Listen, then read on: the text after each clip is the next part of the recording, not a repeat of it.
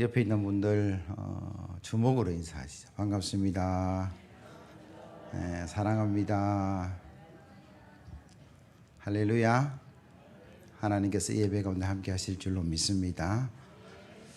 코로나가 뭔지 우리의 삶이 완전히 달라지고 있는 그런 현실 속에 조금 잦아드는 것 같았어요. 이러면 되겠다 그랬는데 또 서울 수도권에 지금 또 문제가 일어났다. 뉴스만 나오기만 하면 매일매일 그 얘기를 듣는데 이거 어떻게 해서 해결할 수 있을까? 근데 여러분 마스크 잘 끼고 손 소독 잘하고 하면 그렇게 크게 확진되지는 않겠다라는 생각이 들고, 대구 잘 정리하고 이태원이 안 터졌으면 이런 아쉬움들이 있죠.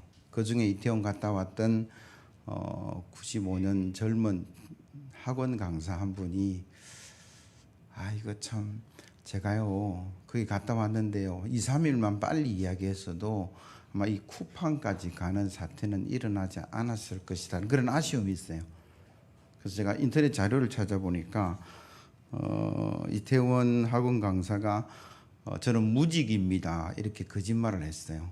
학원 강사이기도 하고 가외 교사이기도 했는데, 이게 제가 학원 강사이기도 하고 가해 선생입니다 그랬으면 그 접촉자들을 빨리 격리하든지 검사하든지 해서 확산을 막았을 건데, 한마디 거짓말이 물론 두렵고 힘들고 어려워서 그렇게 했겠지만 한 3, 4일이 지체되면서 한 100여 명으로 그 사람이 전파하는 6차까지 가는 1차 감염시킨 사람이 지인, 학원생, 또 과외하는 어머니, 또 그리고 같은 학원 강사, 그리고 자기가 또 학원하는 학생, 택시기사까지 1차가 9명인데 여기서 끝날 수 있었는데 그 학원 학생 한 사람이 자기 아버지와 어머니를 감염을 시키고, 그 아버지가 택시기사인데 그분이 아르바이트로 돌잔치 사진을 찍어주는 분이었어요. 그러니까 그 돌잔치에 어떤 가족들이 감염이 됐고 거기에 참여했던 지온이라는 회사 10명 직원들이 왔는데 그들이 또 감염이 되고, 그들이 다음에 쿠팡 직원들에게, 지금 쿠팡에서 얼마나 또 퍼져나가는지는 잘 모르겠는데 이게 6차까지 지금 진행이 되었어요. 그래서 이게 빨리 막을 수도 있었겠는데 하는 이런 아쉬움들이 있고, 부산에 검정구에 있는 내성고등학교 3학년 학생이 한 명이 감염이 되었다. 복통 설사. 그래서 조퇴를 하고 선별진료소에 가서 선별 검사를 하고 이게 확진이 되는지 결과가 나오기 전에 집에 가서 격리를 했으면 참 좋았을 때 좀 아쉬운 게 PC방 가서 6시간을 거기서 놀고 있었어요. 그 PC방에 있었던 그 사람들은 또 이 학생이 확진이 되니까 또 다시 격리되는 이런 어려운 이야기를 듣게 되는데, 사람은 누구나, 여러분 젊은이들을 비난하고 학생들을 비난하고자 하는 게 아니고 사람은 누구나 죄된 본성을 타고났어요. 이기적이죠. 그래서 그냥 내버려 두면, 왜 제가 교육학을 공부하고 교육에 관심이 많냐고 하면 그냥 내버려 두면 얘는 그렇게 살아갈 수밖에 없어요. 이기적인 삶을 살아갈 수밖에 없고 또 쾌락을 따라 살아갈 수밖에 없고, 더 심해지면 일탈이 일어나고 집을 나가기도 하고 폭력을 행하기도 하고 감옥에 들어가기도 하고. 그런데 그 아이가 교육을 잘 받아서 바른 가르침 속에 나아가면 또 바른 길을 갈 수 있다라는 거죠. 이렇게 생각해 보면 모든 사람은 다 죄가 있고 모든 사람은 다 이기적인데, 그럼 결과적으로 사회가 엉망진창이 돼야 되잖아요. 그렇지 않은 이유가 또 뭘까? 이기적으로 살아가는 사람도 있고 그렇지 않은 사람도 있더라라는 거죠. 대의를 위해서 자기를 희생하고 인내하고 기다려서 전체를 좋게 만드는, 너무나 잘 알고 있는 임진왜란이 일어났을 때에 이순신 장군이라든지 의병들이라든지 수많은 목숨을 걸어서 나라를 지켜낸 사람들이 있는가 하면 옛날엔 양반들이 다 글을 알았어요. 한문을. 중국 글인데 평민들은 글을 몰랐어요. 그걸 긍휼히 여겨서 세종대왕과 집현전 학자들이 글자를 만들어서 또 그 사람들이 지식을 늘어나게 하고, 대한민국의 5차 경제개발 60년도 아마 시작된 걸로 제가 알고 있는데 1차, 2차 쭉 가면서 그때 얼마나 많은 사람들이 하루에 17시간, 18시간 일했어요. 많은 폐병 환자들이 그때 나왔어요. 근로기준법도 없었습니다. 근데 그 사람들의 희생이 대한민국이 이만큼 경제대국으로 왔다. 뭐 그렇게 말씀드릴 수도 있고, 한편으로는 코로나 때문에 그래도 이태원 가고 클럽 가고, 어제도 뉴스 보니까 밤 11시 넘었는데 12시 넘었는데 아직까지 불화성 같이 불이 다 켜져 있는데, 또 한쪽에는 뭐 하고 있습니까? 그걸 치료한다고 의료진이라든지 수많은 봉사자들과 헌신자들이 있더라라는 거죠. 무엇이 그들로 하여금 희생해가고 무엇이 그들로 하여금 대의를 위해서 살아가게 하느냐. 한마디로 말하면 나라와 민족과 사람을 사랑하는 그 긍휼함이 그의 삶을 만들어냈겠다라는 생각을 하고, 조금 좁혀서 교회 역사 가운데서 보면 가룟 유다 같이 예수님을 돈으로 팔아먹고 배반한 사람들도 수두룩하지만, 그러나 베드로, 야고보, 요한, 사도 바울, 우리나라의 주기철 목사님, 손양원 목사님 같은 그런 어떤 순교 일꾼들도 우리 교회사에 참으로 많다라는 거죠. 그들이 어떻게 자기의 욕심과 이기심을 내려놓고 하나님 나라와 교회를 세워갈 수 있었을까? 우리는 질문할 수밖에 없는 거죠. 베드로는 처음부터 그렇게 멋진 사람도 훌륭한 사람도 아니었어요. 예수님 모른다고 3번 부인하고 닭 소리에 놀라서 통곡했던 사람이 베드로인데, 그러나 베드로가 어느 시점에 변화되고 회복되었는데, 그 베드로의 회복을 사도행전 4장에 이렇게 이야기합니다. 사내들인 공회 앞에서 담대히 하나님의 말씀을 전하는 모습인데, 사도행전 4장 8절 말씀. 이에 베드로가 성령이 충만하여 이르되, 백성의 관리들과 장로들아, 너희와 모든 이스라엘 백성을 알라. 너희가 십자가에 못 박고 하나님이 죽은 자 가운데서 살리신 나사렛 예수 그리스도의 이름으로 이 사람이 건강하게 되어 너희 앞에 섰느니라. 다른 이로서는 구원을 받을 수 없나니 천하 사람 중에 구원받을 만한 다른 이름을 우리에게 주신 이는 없음이라 하였더라. 그들이 베드로와 요한이 담대하게 말함을 보고 그들은 본래 학문 없는 범인으로 알았다가 이상히 여기며, 또 전에 예수와 함께 있는 줄도 알고, 또 병나은 사람이 그들과 함께 서 있는 것을 보고 비난할 말이 없는지라. 베드로의 변화의 시작은 이에 베드로가 성령이 충만하여, 그렇게 성경은 시작하죠. 핍박자였다가 전도자로 인생의 터닝 포인트, 사울이 바울 되는 그 터닝 포인트에 성경은 뭐라고 기록하냐면 사도행전 9장 17절 이하인데요. 아나니아가 떠나 그 집에 들어가서 그에게 안수하여 이르되, 형제 사울아, 주 곧 내가 오늘 길에서 나타나셨던 예수께서 나를 보내어 너로 다시 보게 하시고 성령으로 충만하게 하신다 하니, 즉시 사울의 눈에서 비늘 같은 것이 벗겨져 다시 보게 된지라. 일어나 세례를 받고 즉시로 각 회당에서 예수가 하나님의 아들이심을 전파하니. 다메섹으로 예수 믿는 사람들 잡아와서 감옥에 넣고 죽이려고 가는 그 사울의 행보 속에 부활하신 예수님이 빛으로 나타나셨고, 그를 강력한 빛도에 눈을 어둡게 하셨지만 아나니아를 보내서 안수기도 하고 다시 회복되어서 전도자로 나아가는 그 현장을 기록한 성경이 뭐라고 했냐면, 성령으로 충만하게 하신다. 교회 일꾼의 변화 속에 중심에 누가 있냐면 성령 하나님이 계시다라고 성경은 기록하고 있죠. 베드로만 그렇습니까? 사울만 그렇습니까? 저와 여러분들도 마찬가지죠. 우리가 인식하든 안 하든 우리의 변화 속에 성령이 역사하신 줄로 믿습니다. 우리가 주라 부르는 그 성경의 기록에 보면 내가 예수를 주라 고백하는 거기에는 내 의지도 있지만 그 속에 성령의 역사가 있다라고 성경은 기록하고 있다라는 거죠.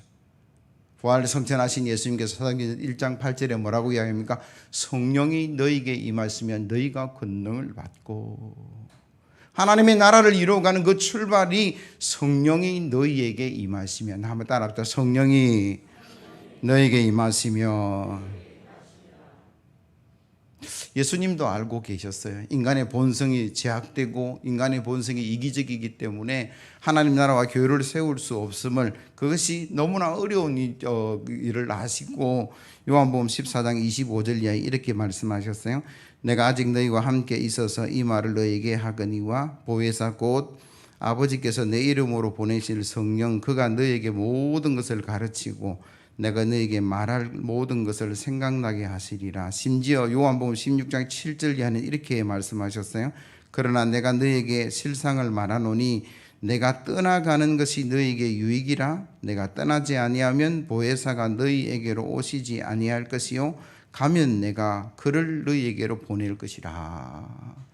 예수님께서 부활 성천하시면서 그 일들, 예수님 떠나가시면 끝이 아니라 보혜사 성령을 보내셔서 우리가 함께 하시며 도움의 놀라운 역사가 일어날 것이다. 그렇게 말씀하고 계시죠. 그렇다면 이기적이고 제된 본성에서 저도 예외일 수 없고 여러분들도 예외일 수는 없죠. 그 재성을 가지고 있고 그 이적인 일들을 우리 속에 품고 있는데 어떻게 우리가 하나님 나라에 바르고 능력 있는 일꾼으로 나아갈 수 있는가? 성경에 의하면 성령이 오셔서 우리를 도와주시면 가능하다. 그게 베드로였고 그게 사울이었고 교회사의 수많은 그 하나님의 일꾼들이 그런 일들을 통해서 그 일꾼이 되고 역사에 남는 훌륭한 그런 사람들이 되었다라고 말씀하고 계세요. 그래서 오늘 성령 강림 주일을 통해서 본문을 통해서 어떻게 하면 그 성령의 임재가 우리 가운데 나타나고 우리도 하나님의 선한 일꾼으로 나아갈 것인가 함께 은혜를 나누고자 하는데, 첫 번째는 예수님의 말씀을 신뢰하고 기다린다. 여러분 사도행전 1장 3절에서 5절 읽지는 않았지만 한번 보시면요, 그가 고난받은 후에 또한 그들에게 확실히 많은 증거로 친히 살아계심을 나타내사 40일 동안 그들에게 보이시며 하나님의 나라의 일을 말씀하시니라. 사도와 함께 모이사 그들에게 분부하여 이르시되 예루살렘을 떠나지 말고 내게서 들은 바 아버지께서 약속하신 것을 기다리라. 요한은 물로 세례를 베풀었으나 너희는 몇 날이 못되어 성령으로 세례를 받으리라 하시니라. 아멘. 예수님과 예수님의 말씀은 신실합니다. 그래서 반드시 이루어지는데 이 하나님의 말씀, 예수님의 그 신실하심을 믿고 기다렸던 사람, 그 사람들이 성령의 임재를 경험하게 되죠. 고린도 성경에 보면 성천하기까지 부활하신 예수님이 만났던 사람이 한 500여 명이 되는데 오늘 본문은 120명이 남아서 기도했죠.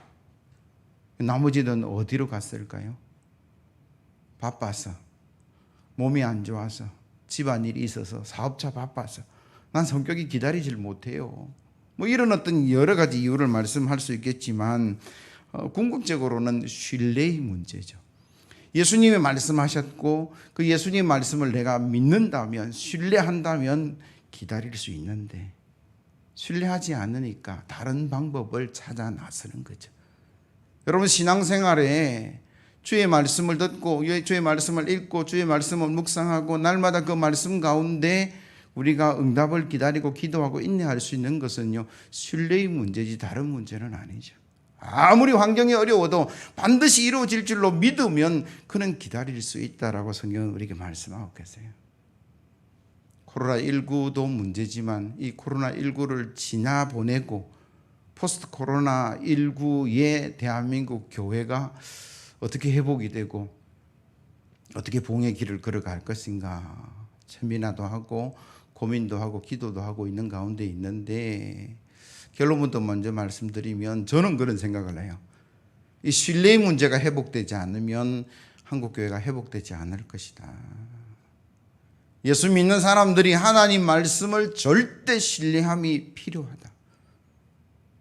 환경이 바뀌든 시대가 바뀌든 내 상황이 바뀌든 하나님 말씀은 신실해. 그러면서 그 말씀을 믿음의 삶이 우리 속에 이루어져야 되고, 세상 사람들이 그걸 봄으로 말미암아 예수 믿는 사람들은 믿을 만해. 그럼 불신자들이요, 예수 믿는 사람들을 향해서 그래 저 사람들은 뭐 거짓말 안 하더라, 정직하더라, 성경대로 살려고 애쓰고 노력하더라, 이렇게 말할 수 있어야만이 사회로부터 우리에게 전도의 문이 열리고 사람들로부터 교회로 오는 역사가 일어나죠. 한때 대한민국이 25%를 자랑하는 성도수를 우리가 이야기를 했었어요. 4명 중에 한 사람은 성도다. 교회 다니는 사람이다.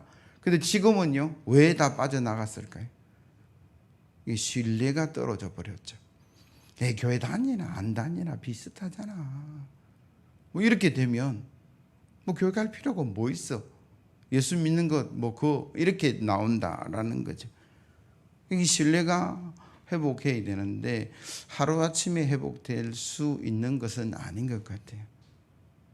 그래서 어렵습니다. 때로는 희생을 해야 되고 때로는 뭐 해야 됩니까? 손해도 보아야 되고 하나님 나라의 진리를 붙들고 살기 때문에 세상의 것을 내려놓을 수 있는 용기와 이 하나님 말씀이 절대적으로 이루어짐을 우리가 확신하기 때문에 때로는 세상의 것을 희생하고 양보하는 그런 모습들이 저와 여러분들 속에 나타나야만이 이 신뢰가 회복이 되고 이 신뢰가 회복되면 교회 부흥과 발전은 뭐 어려운 것 아니다라고 이야기하죠.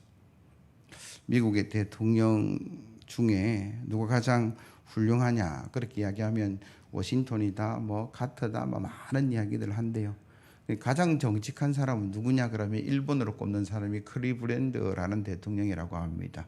저는 그분 잘 모르는데 책을 읽다 보니 그분에 대한 이야기가 있어요. 우리는 선거하면서 누구를 지지합니다. 공식적으로 잘 말 못해요. 근데 미국은 문화가 달라서 신문에 대문짝만하게 우리는 이 사람을 지지합니다라는 지지선을 할 수 있대요. 근데 한 신문에서 이 클리브랜드라는 후보자를 지지하는데 지지하는 이유 첫 번째 그 사람은 정직합니다. 두 번째 그 사람은 정직합니다. 세 번째 그 사람은 정직합니다. 네 번째 그 사람도 정직합니다. 다섯 번째 그 사람은 정직합니다. 심지어 상대 후보도 그 사람을 비난할 때 더럽게 정직한 사람이다. 꼴 사납게 정직한 사람이다. 뭐 그런 이야기를 한다라는 거예요. 미국 사람들이 그 사람 대통령 할 때 가장 훌륭한 일들은 이루어내지 못했지만 백성들이 그 대통령의 말을 신뢰하는 거죠. 정치적으로 말하지 않고 있는 그대로 이야기하는. 그래서 참 훌륭했다 뭐 그런 이야기를 해요. 16세기에 로마 교황청은 스위스 용병을 건의대로 사용을 했어요. 지금도 여러분들 혹시 교황청에 가보셨으면 군인들이 있어요. 지키고 뭐 이렇게 하는 사람, 그 사람들이 스위스 사람들입니다. 아니 어떻게 이탈리아에 교황청이 있는데 스위스 사람들이 용병으로 사용을 받아. 그때 당시 16세기에 신성 로마 제국이 교황청을 싫어해서 2만 명의 군대가 교황청을 쳐들어왔어요. 그때 189명의 스위스 용병이 그 사람들을 지켜내는데 물론 마지막은 어려움을 당했지만 그 지켜내는 시간은 통해서 교황이 피신하게 되면서 그때 얻은 신뢰로 지금까지 스위스 용병만 사용한다. 뭐 이런 이야기를 하죠. 그래서 우리가 살아가면서 하나님을 신뢰하는 것도 굉장히 중요하고 사람과 사람과의 관계 속에서 신뢰를 거둔다라는 것이 이룬다는 게 얼마나 귀하고 복된 줄 몰라요. 쉬운 건 아니지만 어려운 거지만 어떻게 하면 그 신뢰를 회복하고 교회가 부흥하고 성장이 가능할 것인가.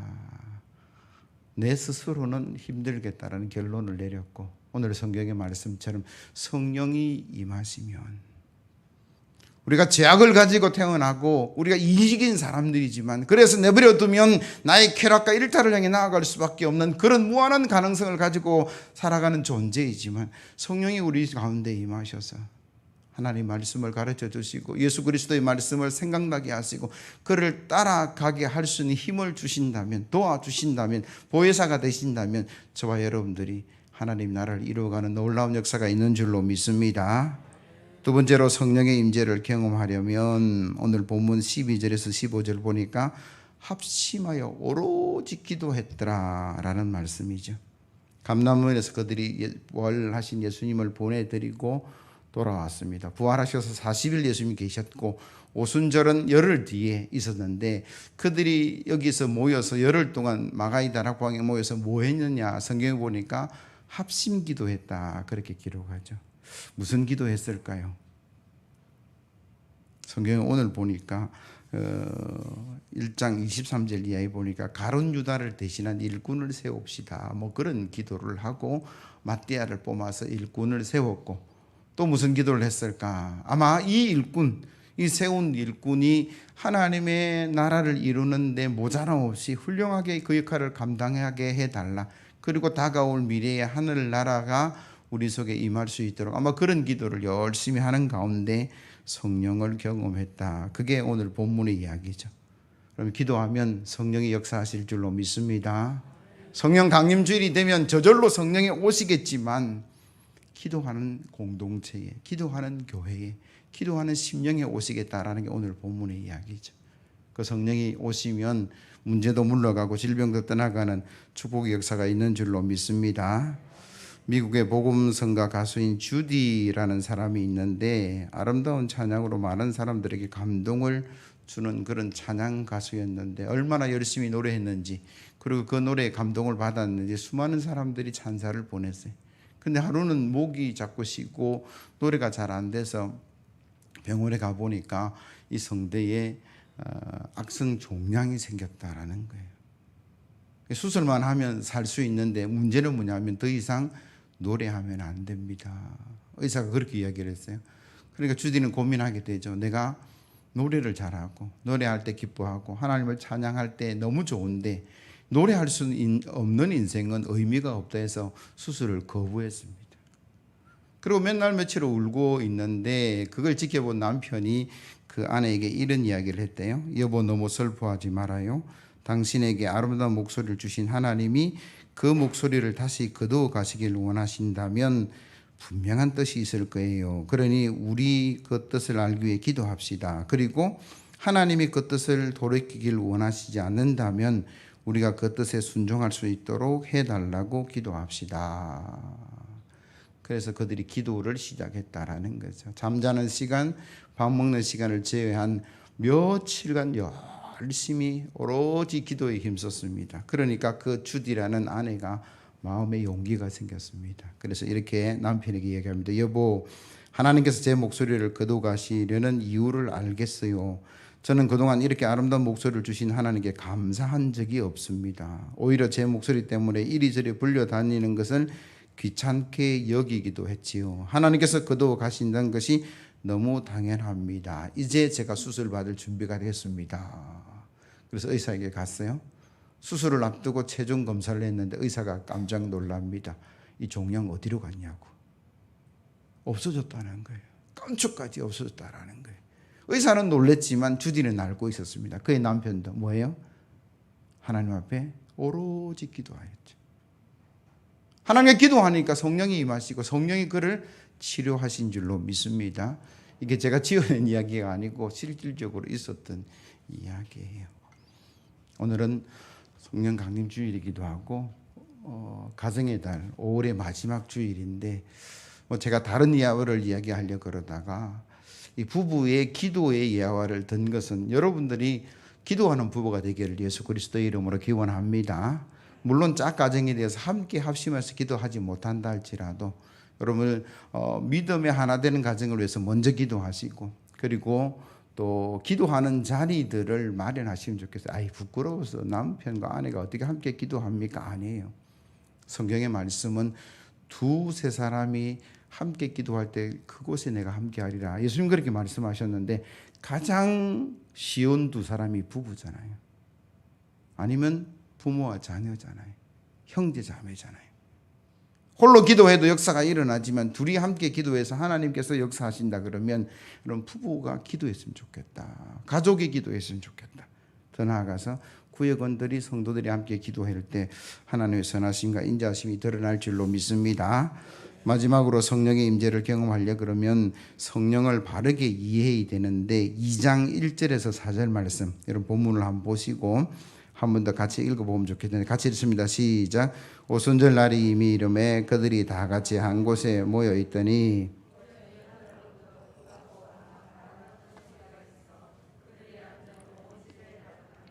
마치 불의 혀처럼 갈라지는 것이 그들에게 보여 각 사람 위에 하나씩 임하여 있더니 그들이 다 성령의 충만함을 받고 성령이 말하게 하심을 따라 다른 언어들로 말하기를 시작하니라. 아멘. 마가다락방에 모여서 열흘 동안 합심해서 기도하는 가운데 성령이 임하시는데 불이 혀같이 갈라지는 모습이 각 사람 위에 임하여 그렇게 기록하고 있어요. 임하다라는 말의 의미가 뭐냐 그러면 성령은 성령 하나님은 파워, 힘, 에너지가 아니라라는 거예요. 임재하시는, 찾아오시는 인격자이신 성령 하나님이라는 거죠. 예수님께서 요한복음 14장 26절 보혜사 곧 아버지께서 내 이름으로 보내실 성령 그가 너희에게, 만약에 에너지면 그것이라고 아마 이야기했을 텐데 그라고 표현한 것은 인격이라는 말이고요. 요한복음 15장 26절도 이렇게 말합니다. 그가 나를 증언하실 것이고, 요한복음 14장 17절도 그가 또 다른 보혜사를 너희에게 주사 영원토록 너희와 함께 있게 하실 것이다. 그래서 우리가 옛날에는 저도 그렇게 기도했어요. 주시옵소서. 뭔가 물건을 받는 것처럼, 능력을 받는 것처럼 그렇게 기도했는데, 알고 보니까, 성경을 바르고 이해해 보니까 그거는 주시는 게 아니라, 받는 뭔가 물건과 능력이 아니라 임재하시는, 우리에게 찾아오시는 인격자 되신 성령 하나님. 그래서 여러분들 그렇게 이해를 하셔야 돼요. 성령 하나님 우리가 기도할 때 찾아오시는 줄로 믿습니다. 그래서 우리가 함께 동행하시고 친구처럼, 형제처럼, 부모처럼 그렇게 함께 하시는 분이고, 또 성령은 순결의 영이고 소멸의 영이고 떠나가는 영이다. 여러분 데살로니가전서 5장 19절에 보면 성령을 소멸하지 말며 그렇게 기록하고 있어요. 성령을 소멸한다. 불이 꺼지듯이 꺼져버리는 게 아니고, 이 소멸이라는 단어를 정확하게 이해하면 성령이 우리에게 계시다가 내 속에서 소멸된다라는 의미는 뭐냐면 떠나가시는 거예요. 성령이 언제 떠나가실까? 내가 죄를 향해서 달려갈 때에 내가 악한 모습으로 변화될 때에 성령이 우리 마음에 거할 수가 없는 게 되는 거죠. 그래서 갈라디아서 5장 16절에 보면 성령을 따라 살아라 뭐 그렇게 말씀하시는데, 내가 이르노니 너희는 성령을 따라 행하라. 그리하면 육체의 욕심을 이루지 아니하리라. 육체의 속은 성령을 거스르고 성령은 육체를 거스리나니 이 둘이 서로 대적함으로 너희가 원하는 것을 하지 못하게 하려 함이니라. 너희는 만일 성령의 인도하시는 바가 되면 율법 아래 있지 아니하리라. 육체의 일은 분명하니 곧 음행과 더러운 것과 호색과 우상 숭배와 주술과 원수 맺는 것과 분쟁과 시기와 분냄과 당 짓는 것과 분열과 이단과 투기와 술 취함과 방탕함과 또 그와 같은 것들이라. 전에 너희에게 경계한 것 같이 경계하노니 이런 일을 하는 자들은 하나님의 나라의 유보를 받지 못할 것이요. 성령이 떠나가고 소멸되는 일들을 이렇게 기록하고 있고요. 그래서 갈라디아서 5장 22절은 이렇게 얘기했죠. 오직 성령의 열매는 사랑과 희락과 화평과 오래 참음 자비 양성 충성 온유 절제. 그래서 우리가 사랑하고 살면, 우리가 기쁨으로 살면, 우리가 평화를 이루고 살면, 우리가 인내의 삶을 살아가면 성령이 임하시고 영원히 우리와 거하시는데, 우리가 뭐 여기 앞에 말했던 음행과 더러운 것과 호색과 우상 숭배와 뭐 이런 것들을 취하면 성령은 떠나가신다. 그렇게 말씀하시죠. 성령은 인격자이시기 때문에 그렇다라는 거예요. 그래서 여러분들이 오늘 예배하고 성령 강림 주일날 이런 성령의 충만한 역사가 일어나기를 예수 그리스도의 이름으로 기원합니다. 말씀을 신뢰하고 기다리고 기도하면 성령이 임하실 줄로 믿습니다. 그리고 그 성령이 우리가 영원히 동행하기를 원하신다면 사랑, 희락, 화평, 오래 참음, 자비, 양성, 충성, 온유, 절제, 성령의 열매가 성령의 어떤 결과지만 우리의 삶이 그 결과를 이루는 사랑을 내지는 기쁨을, 인내를, 절제의 삶을 살려고 노력하면 저절로 시간 지나서 무슨 열매가 맺힌다고요? 성령의 열매가 맺힌다라는 거죠. 그건 내가 맺는 것이 아니라 성령 하나님이 맺어 가시는 거죠. 그래서 우리가 그 사랑 안에 거하려고 애쓰고 노력하고, 우리가 늘 인내하려고 애쓰고 절제하려고 노력하는 그 삶을 살아갈 때 성령은 저와 여러분들 영원히 함께 하실 줄로 믿습니다. 그래서 여러분들 성령의 도우심으로 질병도 떠나가게 하시고, 성령의 역사하심으로 여러분들의 모든 문제도 물러가고, 또 성령이 함께 하심으로 바르고 훌륭한 일꾼으로 하나님 나라를 세워가는 저와 여러분들 되기를 예수 그리스도의 이름으로 기원합니다. 찬송가 184장입니다.